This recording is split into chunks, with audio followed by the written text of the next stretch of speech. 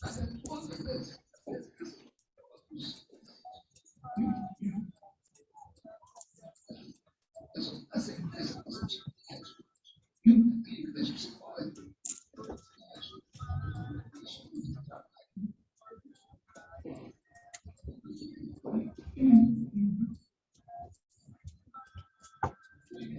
pensa hoje, então, a leitura do caso que se iniciou mês passado, na sexta-feira, terceira, sexta do mês passado, a gente iniciou uma sequência de leitura do caso e hoje a gente dá continuidade a essa leitura.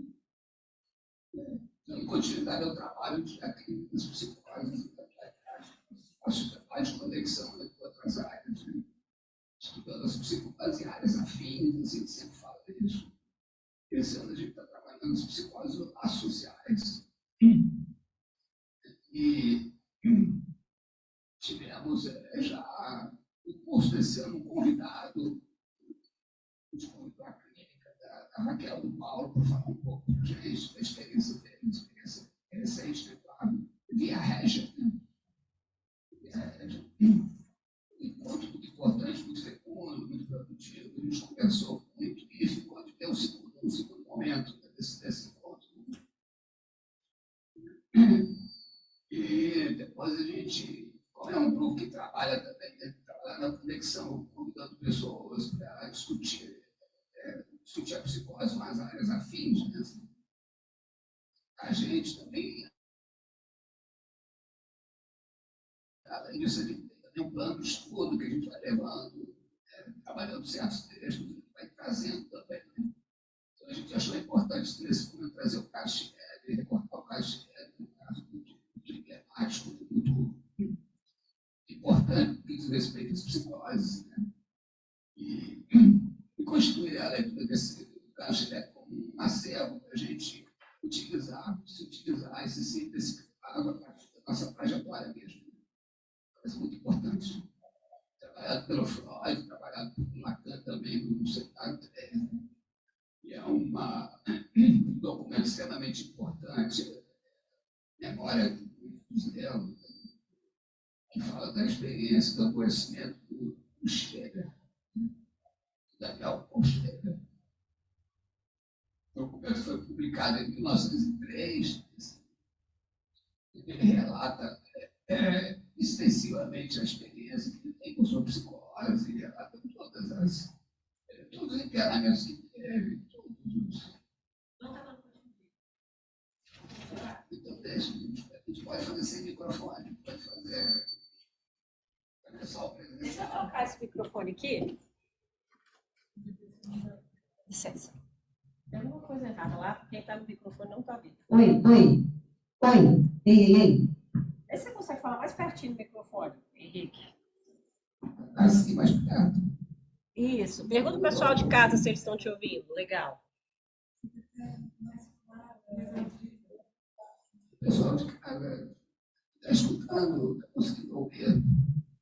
Tem problema com relação à voz, ela vai melhorando no decorrer. Eu acho que a Hilda está lá. Parece que melhorou, estava picotando muito a voz. Eu estou de lá de fora do meu e eu não estava entendendo nada do que ele estava falando. Estava muito difícil entender. Tava Melhorou, Hilda? Parece que sim, vamos ver. Fala mais um pouquinho, querido. O problema com a voz, no que eu vou falando, melhorar um pouco. Não, mas era o microfone mesmo que estava baixo. Aí a gente está tentando acertar aqui para ficar bonitinho para o pessoal ver. Eu acho que melhorou então, né, Hilda? Olha, parece que sim, vamos ver. Depois que ele falar mais um pouco.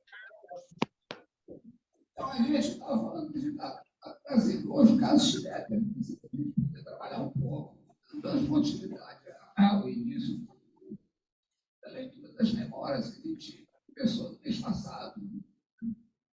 E ficamos de dar continuidade a essa leitura sobre esse documento, né, que eu estava dizendo, extremamente importante, que foi publicado em 1910, né, pelo Schlegel, que fala muito dos aspectos da sua doença, fala dos seus internamentos, né, e a presença da fenomenologia é muito importante também, que ele fala muito do seu adoecimento, principalmente os sintomas corporais que ele relata exaustivamente. A história dos 3 internamentos que o Schreber teve. Então, tudo isso produz um documento assim, muito extenso, muito grande, são vários capítulos, né, mas extremamente rico. A gente falava, está lá na chamada, né, por esse ponto, sobre a presença ali de uma fenomenologia muito exuberante, que fala muito dos sintomas, né? No caso de Schreber, fala muito da questão do corpo, né? Então, a gente também tem uma chance de aprender muito essa questão do corpo da psicose, um aspecto extremamente importante da psicose do Schreber. E ele foi diagnosticado com um quadro de demência paranoide, assim, e até o Freud comenta um pouco mais adiante no seu artigo que ele tem alguma coisa que contempla um pouco a esquizofrenia e um pouco a paranoia. Assim, o Freud, lá no final, quando ele fala desse diagnóstico de demência paranoide, ele faz esse comentário. Assim, então, é uma psicose realmente ilustrativa, né, que faz esses aspectos da paranoia, assim, muito evidentes, né, do delírio, que constitui também aspectos da esquizofrenia, principalmente pelas questões corporais, pela hipocondria, tudo isso. Né? E tem também muitos recortes do seminário 3, do Lacan, onde ele trabalha no início com muitos aspectos do caso Schreber, trazendo muitos comentários. Né? E aí já trazendo a compreensão, né, do Lacan sobre o caso Schreber, no sentido de que, falando dos transtornos de linguagem, que envolve a psicose, assim, que aí não tem muito na leitura do Freud. O Freud publica o artigo sobre o caso Schreber em 1911, que é o mesmo ano em que morre o falecimento do Schreber. Schreber morreu em 1911. Nasceu em 1842, assim, morreu em 1911, aí já no terceiro internamento. Tem 3 internamentos, um inicial em 1984, que foi o primeiro internamento, quando ele foi para a clínica do Flerse, o antropologista, psiquiatra, o Flerse, foi acompanhado de quadro de hipocondria, né, mal-estar, estafa por trabalho, nessa época ele teria concorrido às eleições do Reichstag, que é o parlamento alemão, né,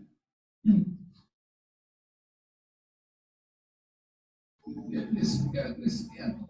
E talvez assim, esses primeiros sintomas que aparecem, essa primeira desestabilização tivesse relacionada com isso. Mas ele perdeu essas eleições, né, ao Reichstag alemão, o reino da Saxônia, como era chamado na época, né, e aí começaram os primeiros sintomas, os sintomas hipocondríacos, que não eram sintomas francamente psicóticos, né? Não tinha alucinações muito vivas, não tinha nenhum delírio presente, mas já tinha algum estranhamento e ele pediu socorro ao Flex, que foi atendido por ele e ficou na Leipzig, primeiro internamento por 6 meses, e melhorou, aí voltou para o trabalho, voltou para a sua vida civil, né, reassumiu as atividades, até que ele ficou 8 anos, então, nesse intervalo. Isso é muito importante, o primeiro internamento e outro, né, assim, ele teve só sintoma hipocondria, o segundo internamento foi em 1993, 8 anos depois, ele teve seu segundo internamento, que é quando ele tem aquela fantasia emblemática, né, que o Freud destacou também, né, como seria bom, como seria prazeroso ser uma mulher sendo copulada, como ser uma mulher, no ato sexual. Então, essa fantasia que representa muito esse segundo período da doença, assim, que aí começa o processo de feminização, né, que ele começa a sofrer, né, começa a se sentir está sendo transformado em uma mulher mesmo. E E essa fantasia representa muito bem isso, assim, o senso do corpo que está sendo transformado, né, por uma injunção de coisas, né, por ações que levam em conta o feste, o médico, depois a Deus, mas ele sofre um processo de transformação em realização. É nesse ponto, Ele fica no aliança internado nesse segundo. nesse ponto que você traz. Nesse ponto que você traz, né? Essa transformação, essa fantasia, essa transformação que parece desse lugar que vai sentindo no corpo. E a gente pensa a localização, por exemplo, a questão com a esquizofrenia, que traz, né, esses pontos, essa transformação. É algo que o sujeito vai se havendo, principalmente nesse lugar do corpo. E isso, essa também tem uma sensação de amolecimento cerebral, né? Você parece um pouco assim, tem os sentimentos do cérebro está amolecendo. Essa presença do corpo e do corpo na psicose, do corpo presente, né? A importância da relação do corpo com o significante, como o corpo está sendo reportado pelo significante, e sendo reportado pelo significante, ele é ordenado pelo significante, ele é ordenado no funcionamento, né? Na fisiologia, no seu funcionamento, né? O órgão ele precisa que tenha uma ordenação significante. O discurso liga os órgãos em função, esse é um artigo do Marcelo Serra que tem como título isso, o discurso liga os órgãos em função, tem a função, exerce a sua função, isso não é garantido pela fisiologia ou por nenhuma natureza, mas pelo recorte significante, né? Pela presença do significante da ordenação do corpo. Então, aí tem aspecto da esquizofrenia, que é essa coisa muito presente. A gente pensa que ele, né, o caso de Xerife, uma esquizo-paranoia, né? A coisa desse contato dele. A demência para nós, né? Eu acho muito interessante de falar dessas duas coisas. Né? Seria hoje, talvez, equivalente à esquizofrenia paranoide. A esquizofrenia que tem também esse aspecto do delírio constituído. Às vezes sistematizado, às vezes não. Mas a demência paranoide, porque o Freud ainda pega a classificação do Kreplin, né? Chamava esquizofrenia de demência precoce, né? Então ficou como o diagnóstico de demência precoce. É falta do significante no nome do Pai que exerce no corpo do sujeito a falta desse significante. Isso. Desse significante faz com que apareça essa doença corporal no corpo. Recording in progress. Significante primordial, né? Uma corrente da Na organização da cadeia significante, tem isso assim, e funcionamento significante. no discurso, né? A metáfora é o significante dos significantes, né? O significante da ordenação, o significante Mas do campo significante. é só isso mesmo. É só essa falta desse significante, a fora fusão em nome do Pai. A psicóloga trabalha nisso, né? Esse foro, esse psicólogo, essa fusão, dessa metáfora, esse elemento ordenador, né? O campo significante, por isso que essa desorganização, o rompimento da cadeia significante, ela se rompe e deixa o corpo esse aspecto extremamente fragmentado, né? Sem conseguir ser isso, sem conseguir funcionar. Você tem razão, o elemento ordenador é a metáfora paterna. Um gosto desordenado, mas a gente pode pensar que alguma coisa desse discurso organiza o sujeito, esse campo, né? Você vai requerer, né? O que faz na criança para o olhar e a voz nos primeiros elementos, né? Vai fazendo a questão libidinal do bebê logo nascer. Isso vai dando, né? Essa sustentação. Criação da linguagem, né? Tem a ver com o ético também. responde, você pode pensar a castração, né? A castração que é estruturante, essa metáfora paterna. Né? Estruturante é organizador do mundo do sujeito. Né? Aqui o Schreiber fala muito na questão da ordem do mundo, né? As coisas saem da ordem do mundo ou entram na ordem do mundo. É como se ele tivesse esse distúrbio assim, da psicose do corpo. Então, se você lê isso estruturalmente, é uma desorganização do campo significante da linguagem, da falta da metáfora paterna. Não sei, ele fala tanto da ordem do mundo, alguma coisa está fora da ordenação do mundo. Algo não se escreveu ainda. Isso, algo não se escreveu ainda. Isso. É um furo, né? O sujeito procura isso.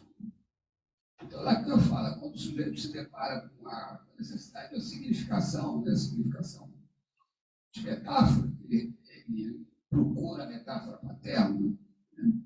Ele diz que o sujeito procura a metáfora paterna em oposição ao sujeito. Isso no esquema Hegel, lá no grande outro. O que ele encontra é um furo, ele responde com surto, né? Responde com delírio, com alucinações, porque não encontra a inscrição da metáfora no campo do outro. A inscrição da metáfora no campo do outro é emprestar também ao campo do outro uma certa lei, uma certa ordenação. Ordenar o campo. O significante de lei, de ordem, Com a castração. Castração. Por isso você pode dizer também que a psicologia não tem o ético, né? A gente pode discutir isso. Mas aí o segundo interamento do Schreiber, que dá 9 anos, ele passa por 3 lugares, ele volta para a clínica do Flash, onde ele fica de novo 6 vezes, depois ele vai para a clínica do doutor Pearson. Ele fica 15 dias, pouquíssimo tempo, e 8 anos e meio, ele fica no Sonnenstein, que é a clínica do Dr. Weber, o sanatório do Dr. Weber. É um período onde ele fica internado, então 9 anos. Aí o que acontece tudo isso, no final ele começa a escrever as memórias de 1900. Ele fica internado de 1993, esse período até 1893 até 1902. Ele teve alta em 1900, ele não quis sair, ele saiu em 1902, internamento, ficou 8 anos. E aí ele já saiu com esse documento, com as memórias. A gente até fala que as memórias serviram para ele também se defender do fato de ele ter sido retirado dos seus direitos civis, ele está curatelado, né? Então ele queria voltar às suas atividades, seu trabalho, recuperar seus direitos civis. Então, esse documento das memórias serviu também para isso. Além de relatar toda seu testemunho de toda a doença dele, serviu para isso também. E aí ele conseguiu isso no primeiro julgamento, ele perdeu, né, assim, não foi liberado, não foi julgado, que tivesse condições de reassumir a sua condição civil, né, suspender a curatela, mas no segundo momento ele conseguiu. Aí saiu, em 2009 ele saiu. 1900.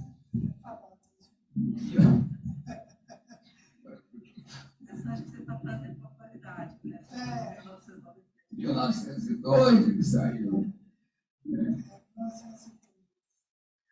E aí teve o terceiro internamento, foi o internamento menor, que durou 4 anos, né, que foi, aí ele voltou em 1907, voltou de novo a se internar, com vitória, já com sintomas muito graves, né?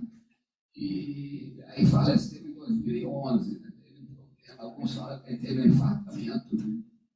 Ele teve um infarto e veio a falecer. 2011, quando ele faleceu? Quando ele faleceu? 2011. Você está trazendo bastante para os nossos dias. a pensar o escrito dele, né, o que deu lugar, sempre me vem quando eu penso no escrito do Schreiber, como é que ele pôde fazer algum uso, eu vou pensar um bom uso, porque eu acho que é o modo que ele encontra de se ordenar e possibilita ele ser escutado, ter voz e requerer sair daquela condição que ele estava, né, de algum lugar alguém escutou isso, pode considerar alguma coisa aí para dar um ponto, né, de liberar ele. Essa minha parece que os pergunta. médicos daquele tempo não estavam Como que a com essa escrita substitui isso aí, né? Esse significante, a gente escrever e tal, substitui, né? Essa coisa. Como que se dá isso na mente humana? Né? Qual é a função que tem escrito, né? Se a gente avança com Lacan aqui em cima, depois Lacan no final, você pode usar a nova suplência, mas nessa época não tem isso na suplência. Qual é o papel que tem escrito, né, em tudo isso? Né? Então, o escrito tem a função de estabilização para ele, de certa recuperação na cura. Né? A gente pode pensar isso. Você tem essa função.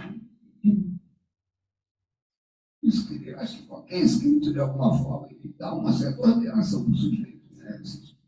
Qualquer escrito, assim, logo de início de cara, ele dá uma certa, ele organiza o sujeito de alguma forma. E o cara ele também tem a ideia do escrito como alguma coisa que confere um nome para o sujeito, né? Principalmente se publica, né? E lança esse nome em público, né? Essa passagem ao público. Eu acho que é o Julian que fala um pouco disso, ele fala assim, o sujeito de uma verdade muito própria, muito íntima, né? Ele passa por um saber que pode ser publicizado, né? Uma passagem ao público, né? Na verdade, o sujeito, aqui como ele está falando, o Schreiber falava, eu tenho tantas coisas para declarar, inclusive para o crescimento da própria ciência. Né?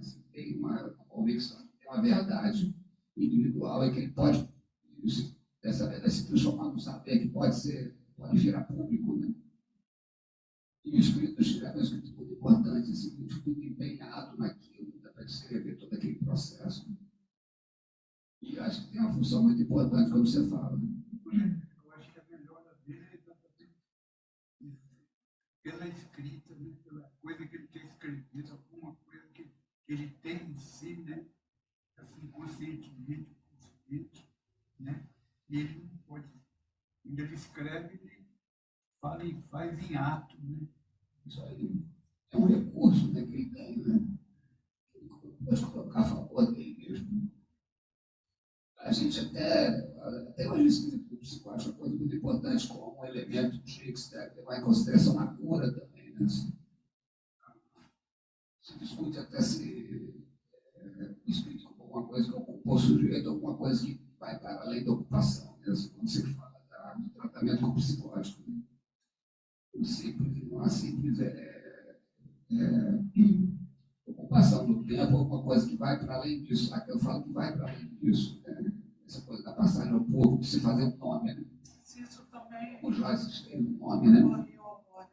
Se isso que fica latente, né? Batendo ali, todos se compõem, né? Escrita, se isso fazia um pouco, né? Vai para essa, sai desse lugar, pensando, isso é um caso. A presença do corpo, né? Essa discussão desses sintomas do corpo, se fala de gozo do corpo, talvez a escrita pudesse funcionar com um certo aparelhamento. Da barra, esse gozo também, né? Esse gozo do corpo. É um aparelho de gozo. Você coloca uma coisa aí, coloca, tá? Eu fico pensando como que o sexual entra nisso aí, nessa psicose, como que a questão sexual, né? Falar de sexo, né? Então, como que aparece sexual? Eu fico me perguntando, assim, que significante é isso? Quando tem a descrição da metáfora paterna, você também tem a parte da descrição da metáfora paterna, você estava falando, né, que organiza o campo significante, ordena a cabeça significante para que ela possa funcionar, para que não se rompa, né, como na psicologia. Essa ordem do mundo, né, para que seja garantida a ordem do mundo, também a operação da metáfora paterna traz também uma significação fálica. Né? E através da significação fálica que o sujeito se situa no sexo, como você está falando. Né? É pela significação fálica que se situa no sexo, no campo da partilha sexual. É a significação fálica que dá o tom. Se situa ou marcado como mais, por relação ao falo, marcado como negativo ou como positivo. Né? No caso do homem, ele teria, seria marcado como positivo, como tendo falo, no caso da mulher, como sendo falo. Né? No caso do Steve, já tem um transtorno com relação a isso, né? A situação do sexo, né? Porque ele não consegue fazer, a partir do sexo, se alinhar do lado de quem tem o falo. Né? Ele fala, tem uma descrição, não sei se eu falo, que fala que ele tem o pênis, que é um órgão quase que imprestável, acho que ele fala assim do pênis, né? Que não tem essa significação fálica, virilizante. Né? Então ele não se alinha do lado masculino. Aí tem uma frase muito importante que diz como ele não conseguiu ser seu falo, o falo para a mãe, ele só restou a ele o lugar de ser a mulher para os outros homens. Assim. Então ele se situa do lado feminino, né? É isso que fala também, um pouco do empuxo à mulher. Ele tem um empuxo no sentido do feminino, do campo feminino. Já que ele não se localiza lá do lado do masculino, vamos botar assim, nesse lado de quem tem, né? Isso. E aí tem as memórias, aí vamos ler um pouquinho das memórias. As memórias aqui, que é interessante as coisas que ele fala, né? Assim, aqui no caso eu botei alguma coisa sobre a estruturação do sujeito, né? Assim, como é que é importante esses três elementos que fala de real, simbólico e imaginário, né? Representado pela importância da junção do nome e da imagem do objeto. Né? Assim. Aí tem essa anotação aqui que fala do imaginário e fala do objeto, que é o objeto que está servido pelo recalque, que é o próprio simbólico. Né? Parece é o próprio simbólico. Que separa esse objeto, que dá um contorno a esse objeto que é o real. O simbólico dá um contorno através do recalque, do mecanismo do recalque, a esse objeto que não fica solto.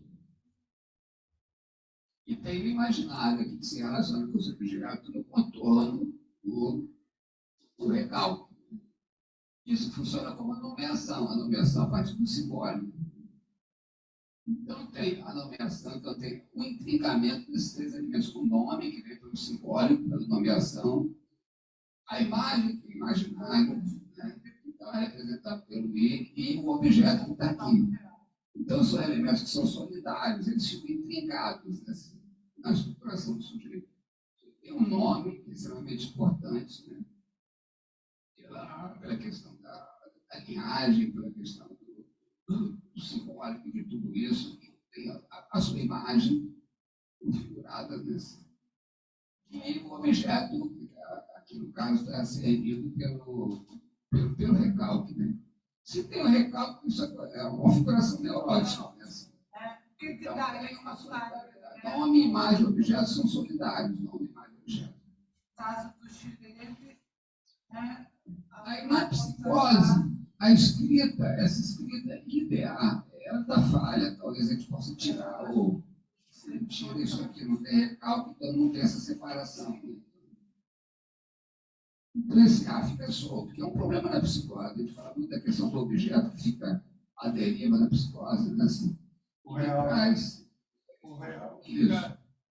Ele não fica extraído do campo da realidade. Então, o sujeito tem esse objeto, esses sintomas corporais do psicótico são em função desse objeto muito presente, não consegue extrair o objeto. Né?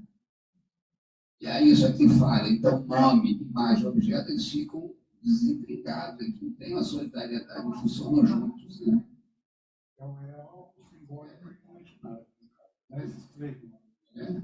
Isso aqui é uma esqueminha do Tibierge, que é um autor, que tem um artigo que ele fez esse esqueminha, eu copiei de lá. Mas é muito interessante para poder ver isso aí. O Henrique, na psicose, não existe a realidade psíquica, né?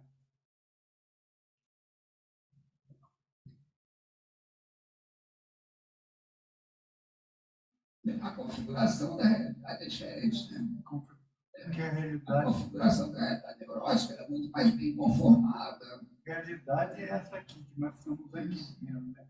Agora, a realidade psíquica é a outra. Minha pergunta é se no psicótico não existe. Para nós, sim, existe uma realidade psíquica, né? Mas para o psicótico, eu acho que não. No sentido ético, como você está falando, não, né? Se o ético que dá uma conformidade à realidade psíquica, então você pode ter um problema com relação a essa constituição, né? A realidade psíquica, né? Que é o que o Freud coloca, né? Assim,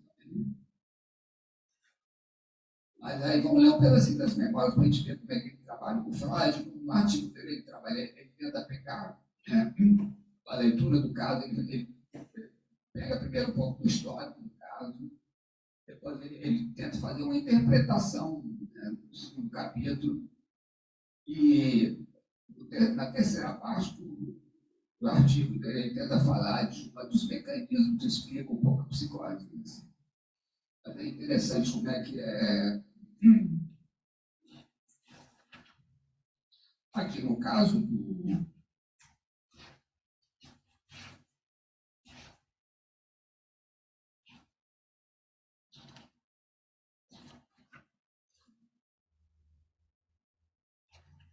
das memórias, o que eu posso trazer aqui? Trazer um trecho aqui.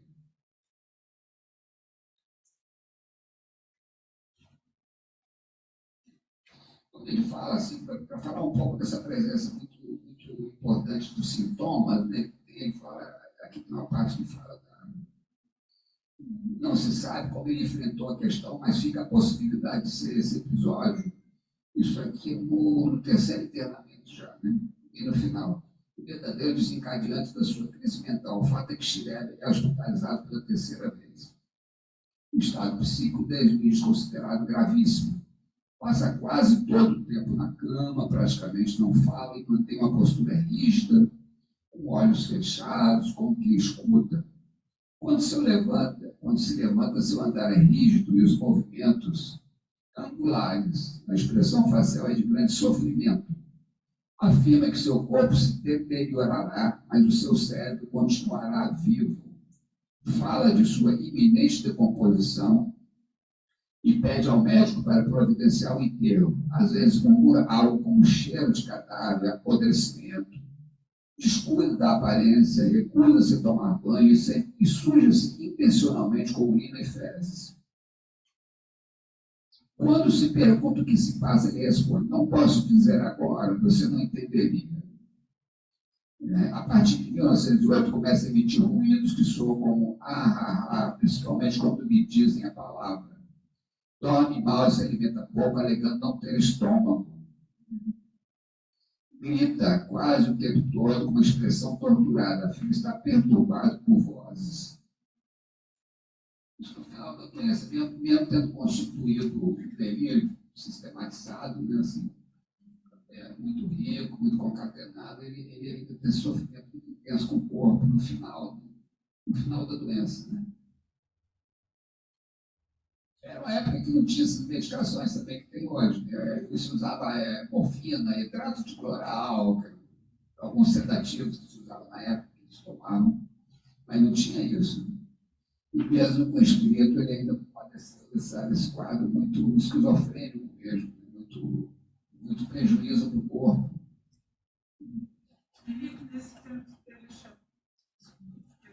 ele chega a receber choque, alguma coisa assim, a relatos. Não, eletrochoque não. Não tinha na época.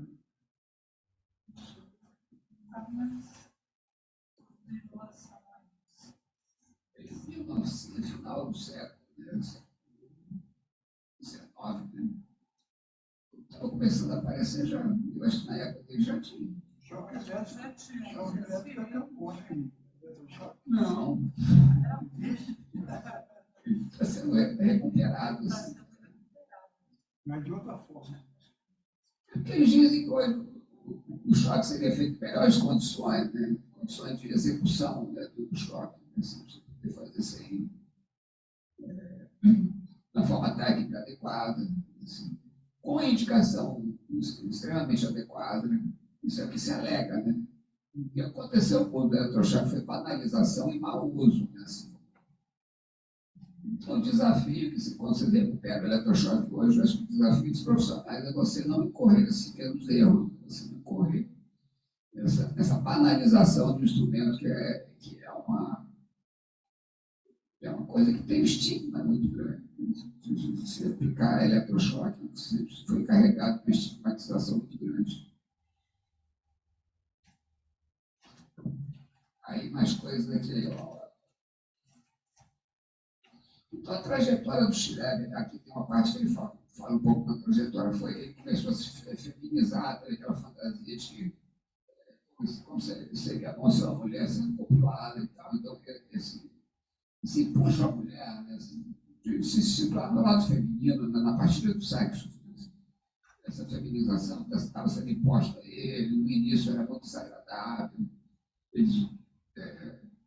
A partir de iniciativa do Flersing, que é o psiquiatra, o neurologista, o seu corpo era tomado para abusos sexuais, né, assim, então era uma coisa que o degradava muito, que era muito, do ponto de vista dos princípios dele, um homem de formação alemã, um juiz de direito, né, assim, tocava piano, jogava muito bem xadrez, falava várias línguas, era absolutamente inaceitável aceitar essa condição de feminização e está sendo abusado.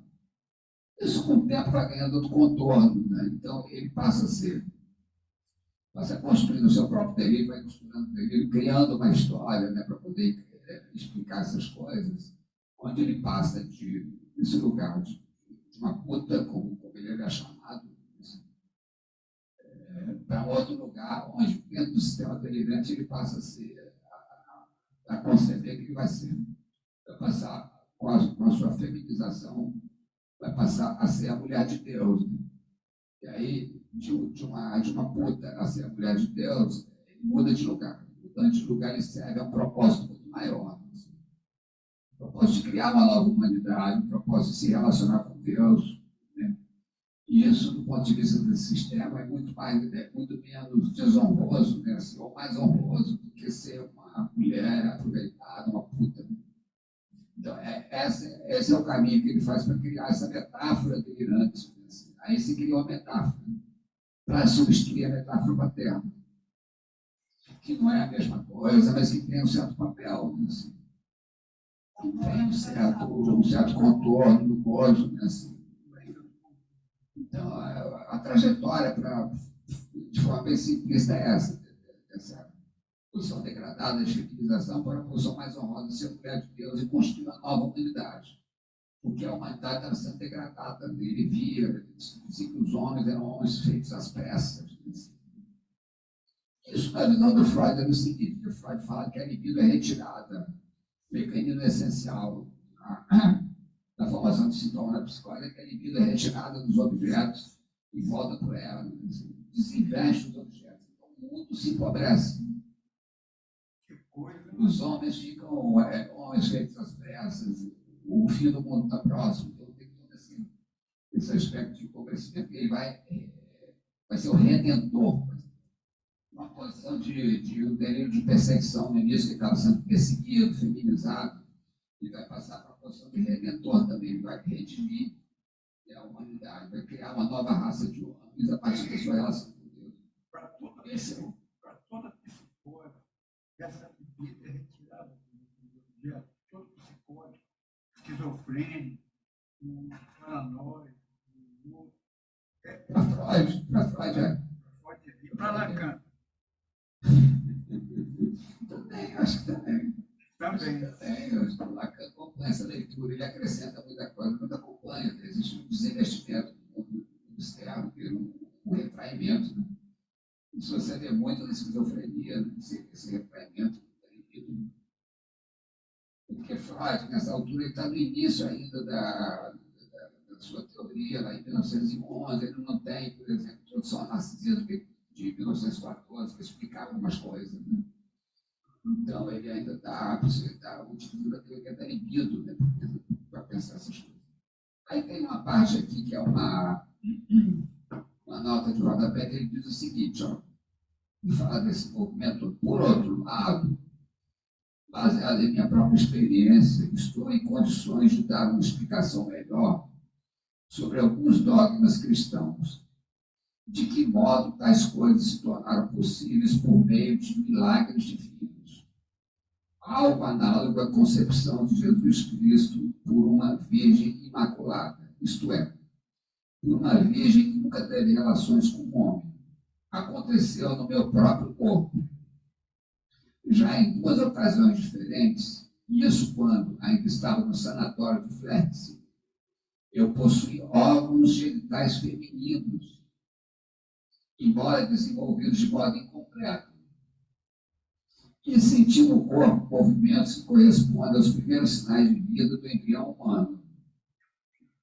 Por milagre divino, foram lançados no meu corpo os nervos de Deus, correspondentes ao sêmen masculino, produzindo-se assim uma fecundação. Aqui ele já fala do percurso da feminização até a fecundação. A fecundação é o segundo período, onde já tem constituição da metáfora delirante pelo delírio sistematizado no interior. Mais tarde, cheguei a ter uma ideia bem nítida de como pode ter ocorrido a ressurreição de Jesus Cristo. Nos últimos tempos da minha estada no Instituto de Fletcher e nos primeiros tempos do atual, pude ver não apenas uma, mas centenas de vezes formas humanas serem projetadas por um breve tempo, por meio de milagre divino, para depois se dissolverem de novo ou desaparecerem. As vozes que me falavam designavam essas aparições como homens feitos às pressas. Eram, em parte, pessoas já mortas há muito tempo. Então, ele fala dessa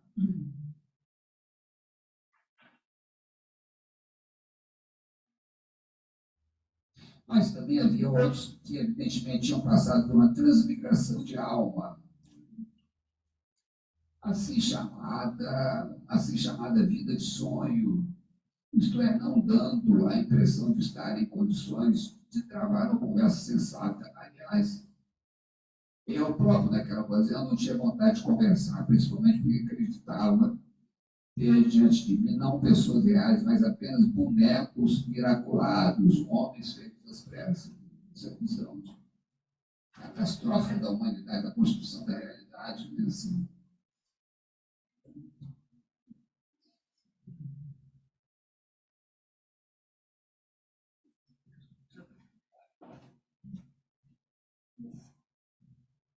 Nesse ponto, homens feitos nas pressas, fez lembrar que no encontro anterior me chamou muita atenção isso, porque parecia que, ao mesmo tempo que o Schreber vai falando também dessa relação meio que apressada desse pai dele com ele, né? Já que esse pai parece que tinha tão pouco tempo, né? O pai dele era um pesquisador e tal. Também chama um pouco a atenção se de alguma forma, o psicólogo ele também tem uma percepção curiosamente interessante assim, do que é algo que acontece ali na frente, na cara, e nem sempre a gente vê. E assim, me chama a atenção porque era uma época de mudança importante, né? E ali, na hora que você estava lendo, assim, me chamou a atenção porque eu elaborei isso de um jeito assim. Era uma época de mudança em que havia uma mudança, eu codifiquei assim, dos cavalos aos carros. Um tanto quanto agora, acontecendo também essa mudança de era, né? Agora, porque fico pensando se isso que duas pressas, de alguma forma, não é algo que toca a isso que é do homem, dessa insatisfação, porque parece que sempre está insatisfeito com o seu tempo. Porque tem sempre uma pressa, tem sempre uma coisa, se a gente for parar para pensar agora, chama atenção, porque parece que essa pressa de hoje, esse cansaço de hoje, né? Isso que é do mundo eletrônico, do mundo da eletricidade para o eletrônico, né? Da eletricidade para o online, as redes de computadores, né? Você pensa que essa discussão é de agora. Aí eu escuto isso lá na virada do século passado, né? E o Schreber fala, homem feito às pressas. Gente, parece que está falando hoje. Não me parece à toa aquele ato falho que você estava fazendo das tapas. Hoje, no início, né, da discussão, quando você estava lendo, Henrique, você, em vez de falar assim, 1898, você falava 1998. Aí, daqui a pouco, eu falo, virou 2011. E, assim, era muito interessante, porque você estava trazendo para a atualidade, e agora, quando eu escuto a questão do homens feitos às pressas, se de alguma forma também não fala um pouco disso, sabe? Assim, que a gente aprende com isso, né? Porque parece que tem uma pressa, né? Parece que tem mesmo uma insatisfação, tem uma pressa, e que atravessa, parece que, toda a existência dessa humanidade, não importa que época parece. Né? E que algo parece que disso se repete. É uma coisa que me fez pensar, sabe? Eu acho que a gente está atualizando, a gente pode perguntar também como o Schreber perguntava pela questão da ordem do mundo, né? Como é que é a ordem do mundo, né? Que a gente está vivendo, né? Como é que é essa ordem do mundo? Ele perguntava isso, né? Pode ter que funcionar segundo a ordem do mundo. O que dá ordenação, né, a isso? Isso que ele chama da ordem do mundo. E a questão do laço social hoje também, assim, a gente pode pensar, por exemplo, hoje, uma coisa que o meu irmão fala, né? O meu irmão falava assim, uma das coisas que responde pela mutação do nosso... A mutação que a gente vive no nosso tempo é uma certa prevalência do gozo, do objeto sobre o gozo fálico. Né? Essa ordenação fálica. A ordem do mundo é a ordenação fálica. Né? Essa metáfora paterna, a castração, o édipo, que pressa o sujeito da significação fálica e se ordena no sexo. A partir daí ordena seu mundo também. Né? Essa mutação traz essa inflexão no sentido de que esse gozo fálico é preterido de alguma forma. Né? Mais importante, o gozo do objeto sobre o gozo fálico, que é gozar com um certo objeto, uma aproximação com o curto-circuito do objeto. Aí se aproxima disso que a gente fala do objeto muito solto, né? Assim, não servido pela castração, pelo ético, mas o objeto à deriva. Né? Assim. Se mesmo na neurose também a gente não tem essa sensação, nesse tempo de aceleramento da questão da capitalismo, tudo que vem aí, esses vários... Edna,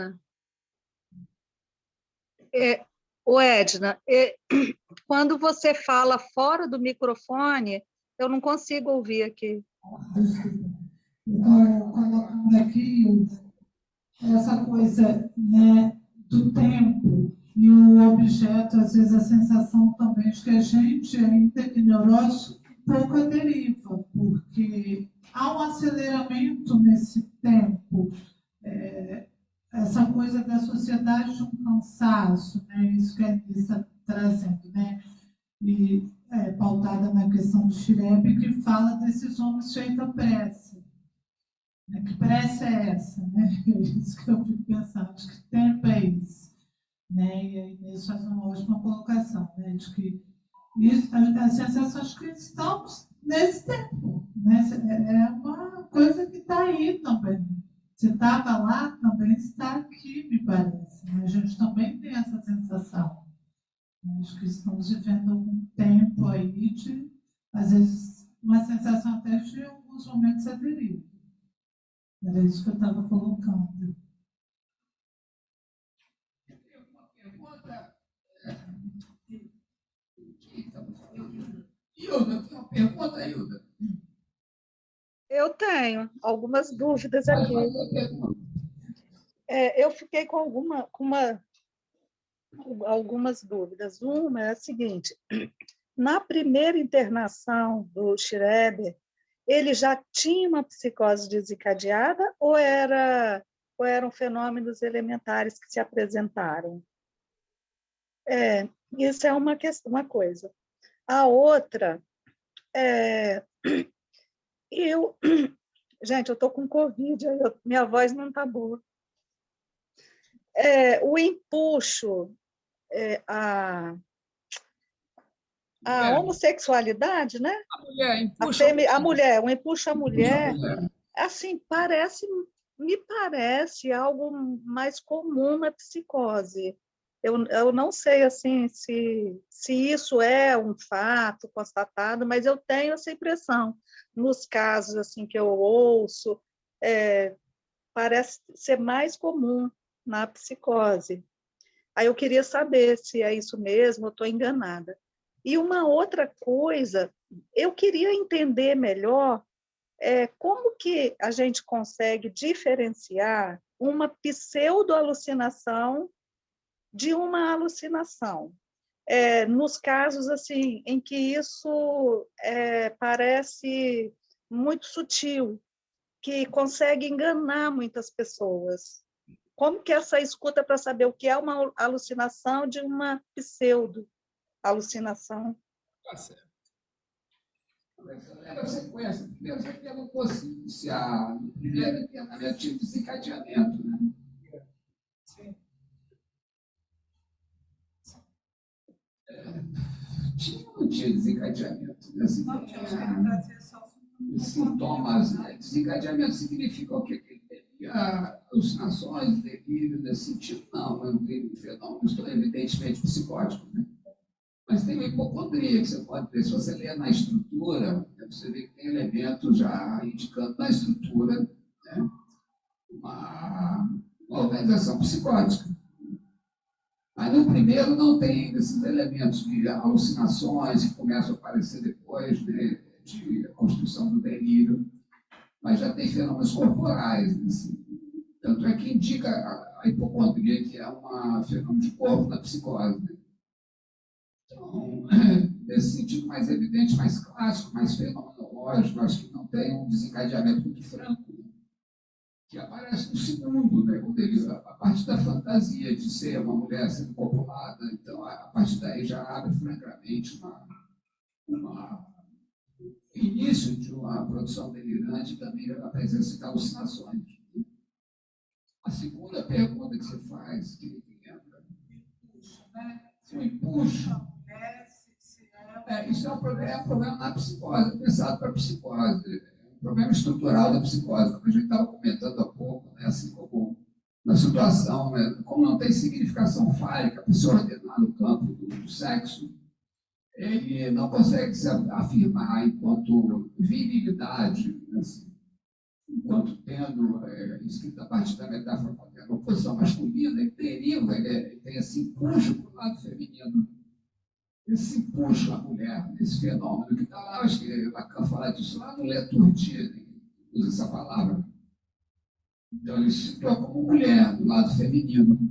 Aí se aproxima também desse outro gozo da mulher, né? É outra coisa também, essa aproximação da psicose com o feminino. Né? Então tem todo um campo a ser explorado nesse sentido. Com relação às alucinações, qual é a diferença que você faz de uma fala? A alucinação também é uma fala. Né? Como é que você diferencia uma alucinação de uma fala comum? Né? Ou de uma falsa alucinação? Uma alucinação de uma fala comum. Aí o Lacan fala de uma pesquisa que ele faz como autor chamado Seglar, que é um psiquiatra, que fala das alucinações psicoverbais. Né? E ele chega à conclusão que é importante nas alucinações, não é que as alucinações sejam fenômenos de percepção, as alucinações não são alucinações auditivas, mas são verbais. Assim. Elas são verbais. Eu estou aqui no surdo mudo, você pode ter alucinações também, não precisa escutar pelo ouvido, pelo órgão do sentido.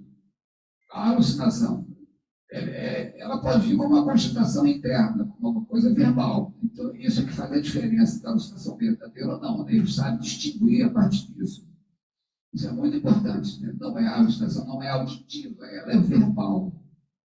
Isso Lacan, no início do seminário, ele trabalha muito nisso. É muito importante, né? Fazer essa distinção. A importância da ordem da linguagem, né? Da ordenação da linguagem com relação a esses fenômenos. Tá certo? Tá certo? Hilda, tá certo, Hilda? Em relação à questão do empuxo, doutor Henrique, eu talvez esteja confundindo um pouco, mas para eu assim para ficar mais claro para mim, o empuxo à mulher não tem nada a ver ou tem alguma coisa a ver com a homossexualidade masculina, ou não? Eu estou confundindo isso. Não, não tem nada a ver. Isso aí é uma questão estrutural. A homossexualidade masculina é outra coisa. Aí entra a questão do artigo do Freud que fala disso. Né? O Freud faz estava falando aqui que o Freud organiza o artigo dele, assim, fazendo uma leitura do caso, depois ele faz, né, uma interpretação no segundo momento do caso, né? E depois ele faz uma explicação dos mecanismos que estão em jogo, né, na psicose. Ele faz um diagnóstico que é muito interessante, assim, que ele fala que o que está em jogo na psicose, na causa da psicose, é um desejo, né, uma fantasia de um desejo homossexual. Então, o trabalho da psicose é uma defesa com relação a esse desejo, uma fantasia homossexual. Mas esse é o Freud. É o diagnóstico que ele faz. Pela retração da libido, né, pela questão do narcisismo, o sujeito se reinveste, tira o investimento do mundo externo e traz para o próprio eu. Né? A base daí ele pode ler. E pelos fenômenos que o Schreber apresenta, uma questão com a homossexualidade. Que depois o Lacan vai dizer que a homossexualidade ela é uma coisa que não está relacionada com uma causa, né? Uma coisa que se produz um fenômeno imaginário, mas não é a causa da psicose. Isso tem a ver também com essa questão do empuxo à mulher, da estrutura psicótica. Mas o Freud faz esse diagnóstico. Deixa eu ver se eu localizo isso aqui, para a gente pegar no texto do Freud, quando ele fala do diagnóstico, que a gente pode ler se pegar onde ele está falando disso, né?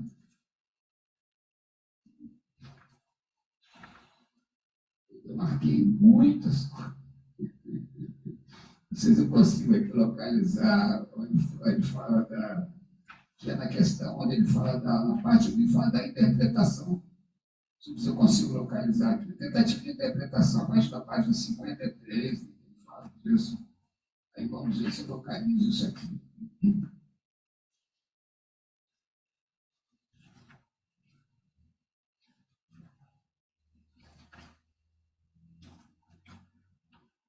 Está aqui, ó, na página 62, né, do artigo do Freud, da anexão da Standard, da Imago, né? Ele fala o seguinte, ó.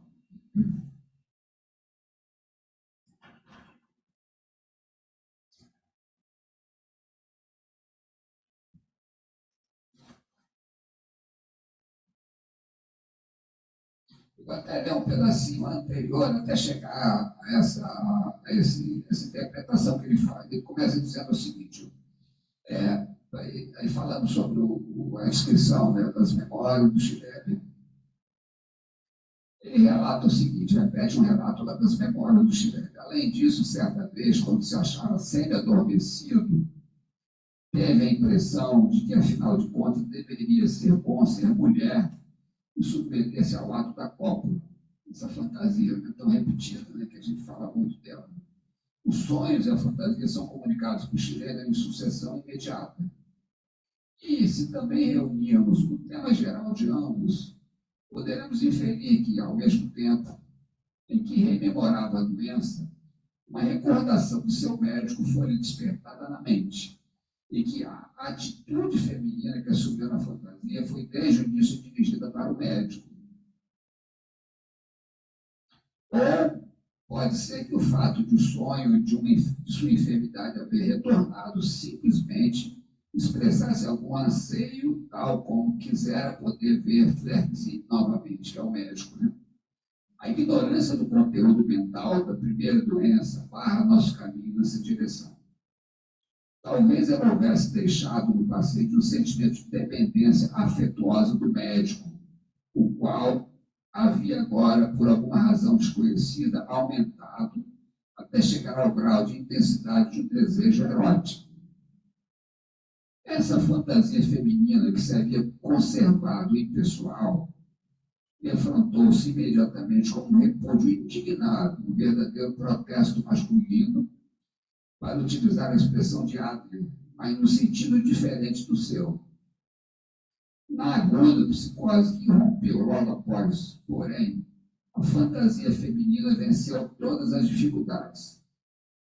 E só é preciso ligeira correção da imprecisão paranoica característica do modo de expressão de Schreber para permitir-nos adivinhar o fato de que o paciente temia um abuso sexual das mãos do próprio médico. A causa ativadora de sua doença, então, foi uma manifestação de libido homossexual.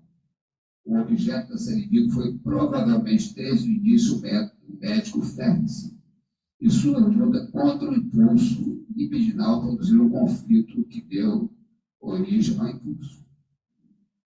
Então, está aqui a causa ativadora de sua doença, então, foi uma manifestação de libido homossexual, que é uma interpretação que o Freud faz, né? A partir da relação dele com o médico, com o Flex, a partir da feminização que eles experimentavam no corpo. Né?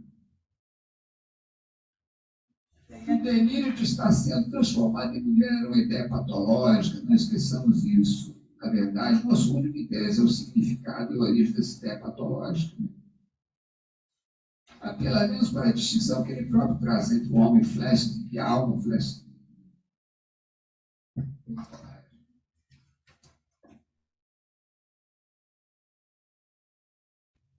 E aí, nesse ponto, Henrique, na minha ideia, que o Lacan retoma para também pensar já nessa outra concepção. Né? O próprio Freud, acho que aos poucos também faz, né, tira um pouco esse ponto, né, essa questão que comparece, né, o que seria esse ponto como sexualidade, mas eu vejo que o Lacan retoma tentando localizar alguma coisa já nessa partilha do sexo. Né? Porque eu acho que esse ponto do Freud ainda depois tem a questão que ele faz uma crítica àquela Hilda Malkalpine, né? Que também tenta tomar, né, alguma coisa por essa via. E aí Lacan vai localizar na partilha do sexo, falando desse ponto então do impulso. Né? Então, a Calpine foi quem traduziu também das memórias agora, dos negros, ela verteu para o inglês, né? Ainda na Calpine. Essa autora, né? Porque Lacan dialoga também, né? Deixa eu ver se eu pego uma parte aqui do Lacan, me fala uma coisa sobre isso.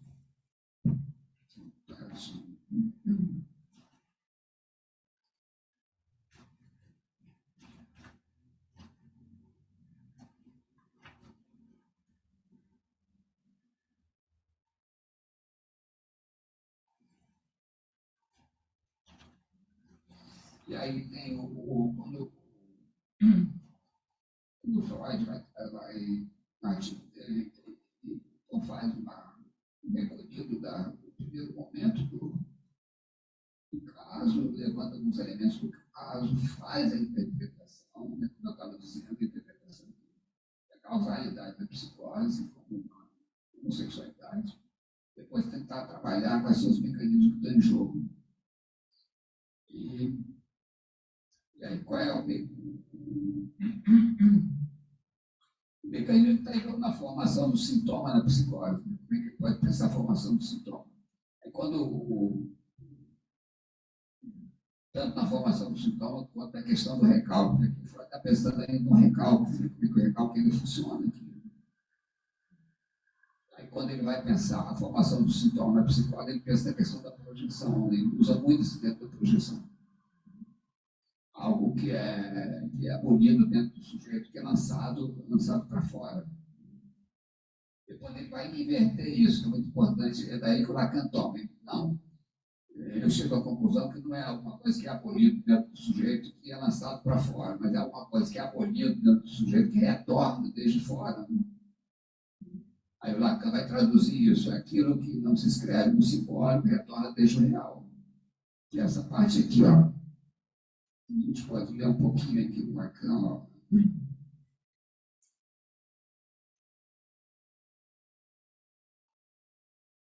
Quer trazer um pouco do cenário de Lacan para escrever a leitura dos fenômenos da psicose na ordem simbólica, né? Muito importante, que vinha sendo muito trabalhada na vertente imaginária. Ele traz muito isso aqui. Ele fala que muitas passagens da obra de Freud testemunham que ele sentia a necessidade de uma plena articulação da ordem simbólica, pois é disso de que se trata para ele na neurose.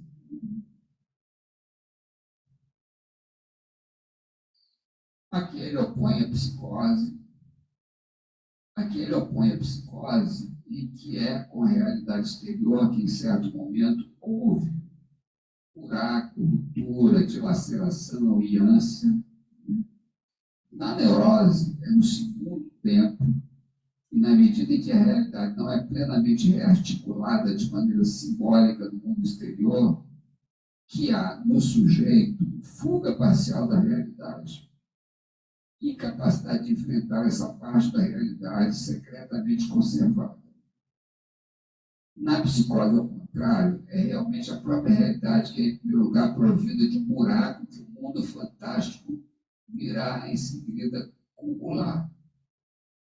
Buraco da realidade. Desinvestimento da realidade. Né? De que realidade se trata? Né? Isso. A do neurológico e a do psicótico. Né?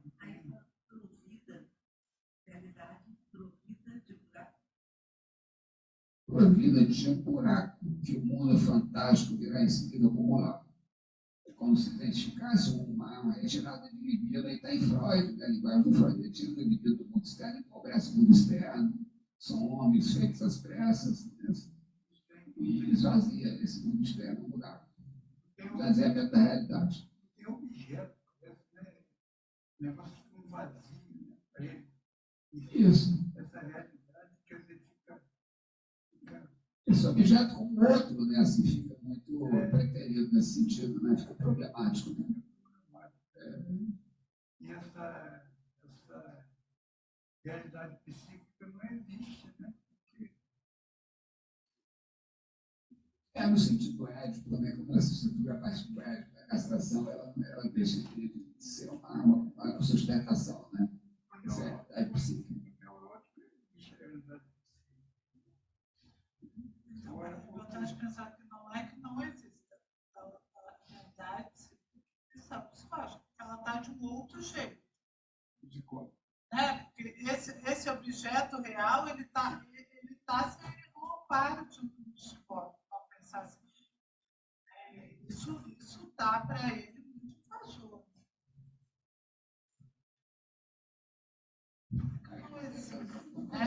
Existe de um outro lugar. Ele tem que ser extraído da realidade. Né? Assim, ele está, entre aspas, assim, com recalque, ele tem que ser extraído da realidade.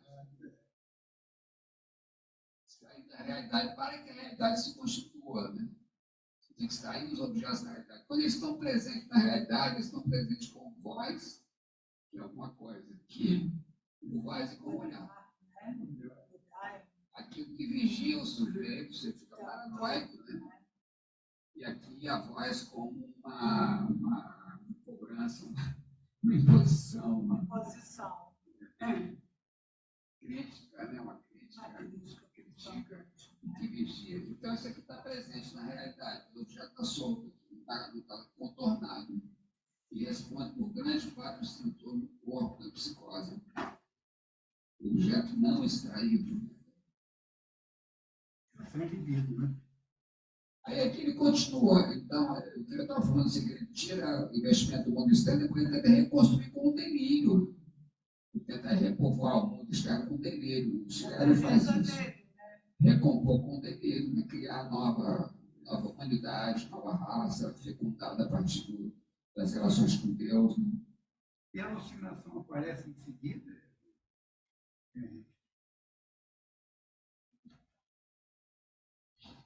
O relato do Shelley fala muito das vozes, né? O tempo inteiro, assim, muito das vozes. Alucinação.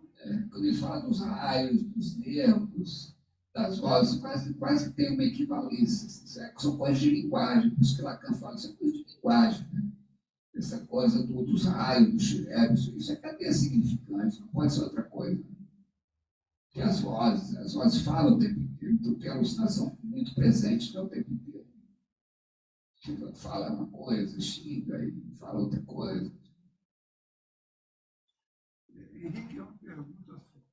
Você que é psiquiatra, existe controle hoje disso aí, dessas coisas que estão falando, desse tipo de psicose, assim, toma um comprimido, ele melhora, fica bom, pode trabalhar? Tratamento hoje, né? Como é que funciona isso? A gente está falando da medicação da época do Schreiber, né? Morfina, hidrato de cloral, muito pouca coisa.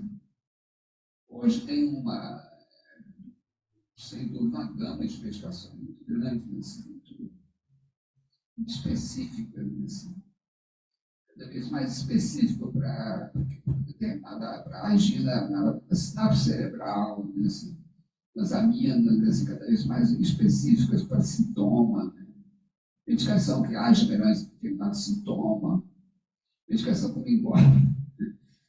Não induz ganho de peso. Então, tem um amplo espectro de benefícios, né? Uma eficácia muito grande com relação a sintoma também, né? Rebaixar a sintomatologia. Né? Acho que a medicação ajuda muito nesse sentido. Mas uma leitura que a gente faz da medicação, assim, a partir da psicanálise, é que seria alguma coisa que interfere sobre a questão do gozo no corpo, né? Essa seria uma leitura mais legítima que a gente faz aqui. Aparelha o gozo no corpo, diminui esse gozo, esse monte de sintoma, essa coisa. Tem medicações muito mais eficazes hoje nesse tema. Nesse sentido, evoluiu muito, né? Evoluiu muito a ponto de a gente poder criticar até um certo excesso, né? Fazer um excesso de tratamento ficar muito circunscrito à aplicação de medicação, né? Assim, uma leitura muito biológica da esquizofrenia e correção pela medicação, né? A ausência do sujeito na experiência. Né? Aí, eu posso fazer uma observação? Aí, eu acho que aí, nesse ponto, que eu acho que é interessante, é a conjunção, né, quando você está atendendo alguém, seja presente o sofrimento psíquico das psicoses, né, ou mesmo da neuroses graves, né, e que aí precisa de medicamentos em alguns momentos clínicos, né, e também quando isso se conjuga, está ali com atendimento com o psiquiatra, mas também está podendo se beneficiar da análise, também está com o psicanalista, enfim. E isso é muito interessante, porque a gente consegue ver como que são trabalhos distintos, mas que conversam, que conjugam e que têm benefício para aquele sujeito. Né? Até porque o próprio psiquiatra, num determinado momento, quando vê que aquela medicação já teve um efeito esperado e que esse sujeito pode prescindir daquela medicação de uma forma cuidadosa, gradativa, ele também vai trabalhando a retirada gradual. Né? Então, eu tenho experiência nesse sentido, assim, muito interessante. Dessa possibilidade, né? Disso que é dessa conjugação, né? desse trabalho cuidadoso, né? Por parte desse psiquiatra em relação ao medicamento, e esse sujeito também podendo se beneficiar da análise. Né? Eu acho isso bem interessante. Freud ele faz uma inflexão quando ele está teorizando a questão da psicose. Ele ele tira o delírio, a produção psicótica do registro patológico, uma coisa que deve ser eliminada, para o registro da cura, essa volta que o Freud faz, é muito importante. Delírio poderia ser patológico, portanto, algo que deve desaparecer. É por onde se processa também a cura e, portanto, onde se sustenta a fala do sujeito. Ele faz esse resgate que é muito importante aqui nessa. Ele fala aqui no caso Schreber, né? Isso é extremamente importante. Eu acho que uma coisa importante também, isso que o Camille traz, né, é pensar cada vez mais, a gente vem trabalhando, a clínica, né, ela vem dando notícias disso, de que cada vez mais a gente vem trabalhando o sujeito em um lugar onde ele também está numa questão multidisciplinar, né? Mais profissionais ali, né? Hoje vem chegando sujeitos que eles vêm por uma via, muitas vezes, com algum sofrimento nesse ponto psicológico, mas a gente consegue dialogar com o psiquiatra, ali entra um psiquiatra, um psicanalista, tem a pessoa do yoga, tem, né, a gente vem, né, eu acho que cada vez mais a gente vem né, encontrando na clínica esses pacientes que vão dando notícias disso, assim, né, esses vários lugares que esses pacientes vão tentando caminhar, se localizar, né, fazendo algo com isso, não mais só nesse registro patológico, só o psiquiatra talvez em algum momento passar só por uma via medicamentosa, né? Mas eu acho que cada vez mais a gente vem tentando fazer essas articulações na clínica, principalmente. Eu acho que o quadro lacaniano também, a interpretação, né, traz uma expectativa de que haja do sujeito, da parte do sujeito, uma coisa de muito singular, né? Assim,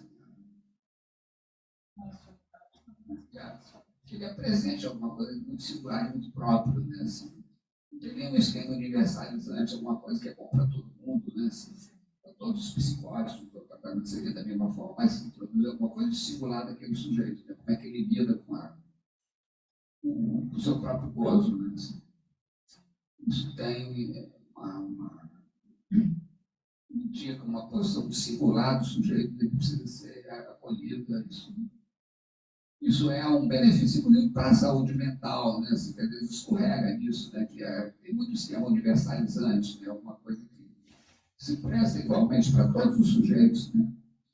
Mas quando a psicanálise fala da questão da suplência mesmo, lá na frente, ele fala que isso é alguma coisa intransferível, uma coisa do próprio sujeito, da singularidade do próprio sujeito, um sintoma do próprio sujeito, que só ele produz, né? Assim, isso tem que saber ser escutado também. Isso é muito interessante trazer isso como uma advertência para o trabalho em saúde mental, que já é um trabalho muito favorável, que sai da cultura manicomial, já escuta melhor os sujeitos, né? Assim, Lacan fala em secretarial. Isso acompanhar, né? Escutar, adotar o que ele fala,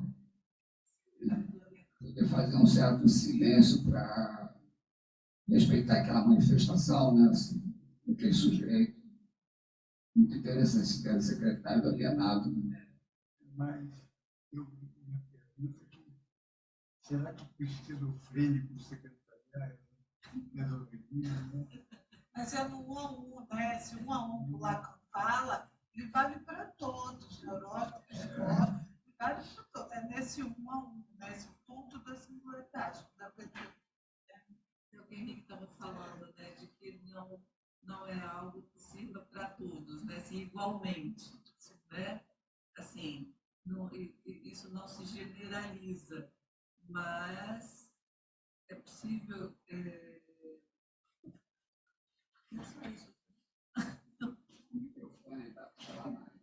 Só lembrando a observação que você fez, né, Henrique, assim, de que isso, e até quando você lembrava da questão da saúde mental, quer dizer,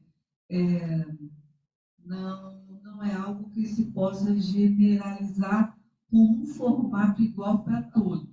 Um formato, né?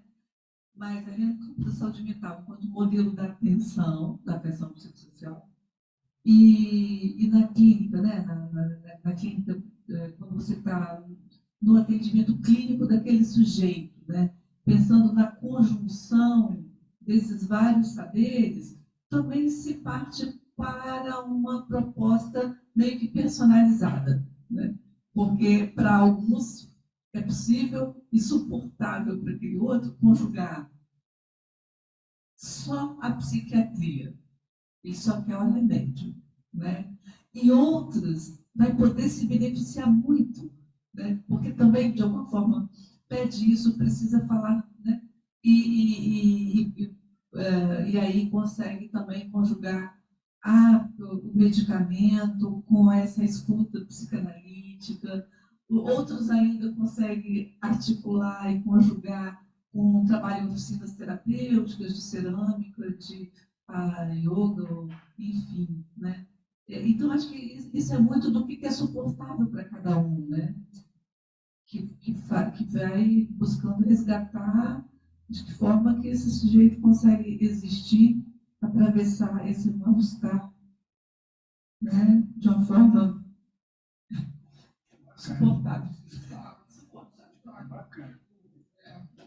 Você não tem que fazer a distinção entre a socialização, por exemplo, não responde pelo laço social. O socializar não é rigorosamente fazer laço social.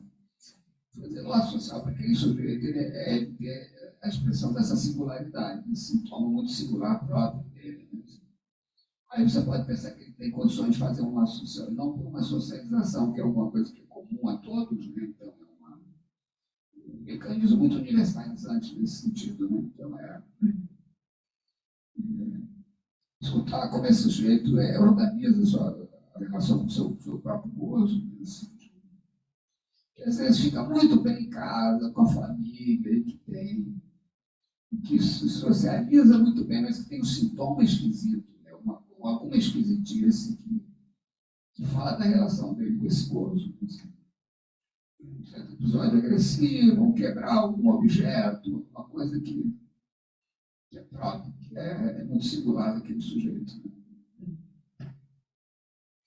Deixa eu ler um pedacinho do Lacan aqui para a gente fechar, quando ele fala dessa questão da projeção. Né? Ele fala que podemos nos contentar com uma definição tão simples como oposição tão sumária entre neurose e psicose. Certamente que não. E o próprio Freud precisa, logo a seguir, a sua leitura do texto de Schreber, que não basta ver como são feitos os sintomas, que é preciso ainda descobrir o mecanismo de sua formação. Partamos da ideia de um buraco, uma falha, um ponto de ruptura na estrutura do mundo exterior. Se acha preenchido pela peça trazida pela fantasia psicótica. Como explicá-lo? Nós temos à nossa disposição o mecanismo da projeção. Começarei hoje, por aí, pondo nisso uma insistência particular, pela seguinte razão.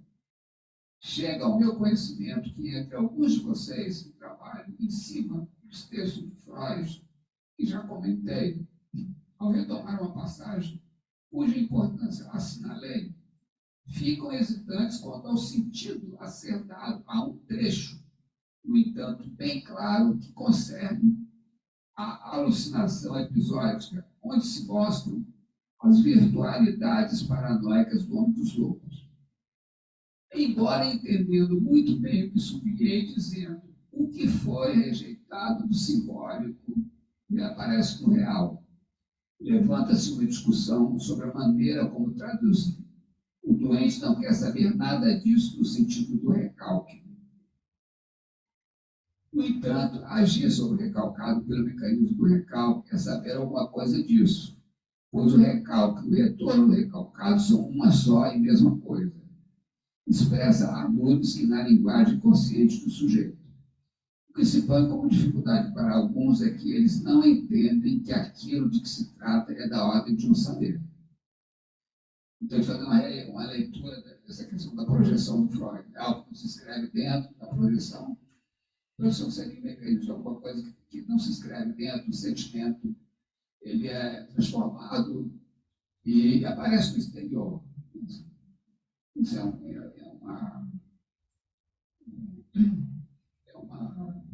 mecanismo da projeção, um amor que está no interior, esse sentimento. É abolido, transformado e aparece no interior como ódio. Isso é psicose muito comum. Ele pode odiar o perseguidor, mas esse perseguidor na sua história é um sujeito que foi amado mesmo. Ele coloca o Ferguson, que é o médico, como perseguidor, mas na raiz dessa perseguição tem um amor aos pais. Essa transferência ele traz essa projeção, esse conteúdo invertido. E aí o próprio Freud vai falar isso que é suprimido, que é abolido no interior. Ele fala, não é que ele seja projetado para o exterior, ele corrige. É que, sendo abolido no exterior, ele retorna desde fora. Aí ela faz essa leitura, que foi rejeitado do Simone, que aparece no dela. Que é esse mecanismo, né, esse sofrimento do corpo, toda essa desordem, esse real, desarrimado, né, sem aparelhamento que sofre o corpo. Né? Isso que ele está falando, isso que comparece, né? O real que comparece a partir da transcrição simbólica. Acho que está bom, né, por hoje, mas a gente conversou bastante, né? Umas coisas, muita coisa. Eu queria falar aqui uma coisinha.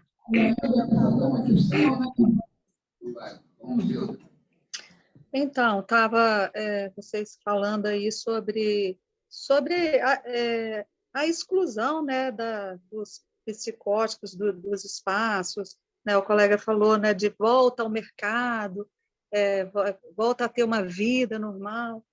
Aí eu estava pensando aqui, sabe, que, na minha opinião, o grande problema assim, da psicose são os neuróticos, sabe? Que acabam excluindo mesmo essas pessoas, que eu acho que é quem mais faz com que essas pessoas se acham estranhas, esquisitas, inadequadas. E mesmo na nossa fala, a gente acaba limitando muito essas pessoas aos espaços terapêuticos, né? E não na sociedade, assim, no geral. Aí eu lembrei eu atendo um rapaz psicótico e ele é muito... eu atendo um rapaz psicótico, ele é muito delirante, mas ele, no discurso dele, às vezes ele vai falar uma coisa, aí ele fala, não vou falar isso porque parece que eu sou doido, vou parecer doido.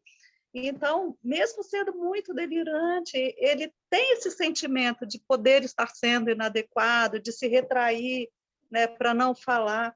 Então, eu acho que a gente causa um pouco disso, sabe?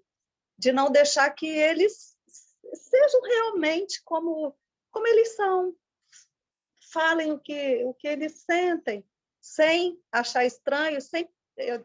eu imagino que a gente provoque essa retração deles para os espaços, para esses espaços onde minimamente eles são aceitos, e não na sociedade de maneira geral, sabe? É isso. Interessante. Todo mundo quer estar na ordem do mundo, né, Hilda? Sim. Está na ordem fálica, né? Assim, existe até um autor que fala de uma certa rejeição estrutural no que diz respeito às psicoses, né? Assim, talvez da parte dos neuróticos, existe uma rejeição estrutural com relação à psicose. Você se aproximar desse fenômeno, aproximar disso, que seria psicose. Tem uma rejeição mesmo a isso, né? Assim, neurótico, né? Muito interessante a questão que você coloca. E para o próprio sujeito tem uma discordância entre aquilo que ele sabe que funciona como no Schreber, que tinha uma inteligência preservada, né?